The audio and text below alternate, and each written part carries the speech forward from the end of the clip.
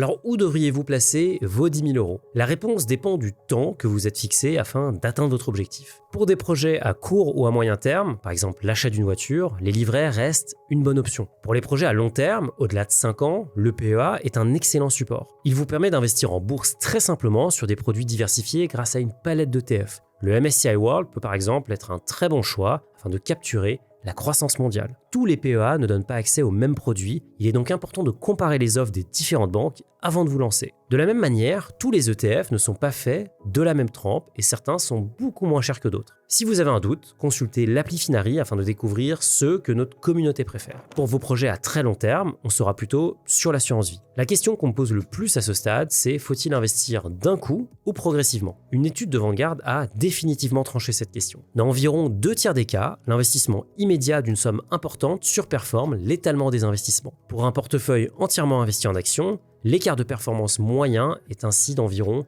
2,2% au bout d'un an. Cette surperformance s'explique très simplement. Sur le long terme, les marchés ont tendance à monter. Plus tôt vous y êtes exposé, plus longtemps vous profitez de cette tendance haussière. Ça, c'est la théorie. Mais cette étude ne prend pas en compte la dimension psychologique de l'investissement. Si le marché chute fortement juste après votre investissement, l'impact émotionnel peut être très difficile à encaisser. L'investissement progressif, que j'appelle aussi le DCA, reste une approche qui est plus prudente. Plus vous allongez la période sur laquelle vous investissez, plus votre risque est lissé.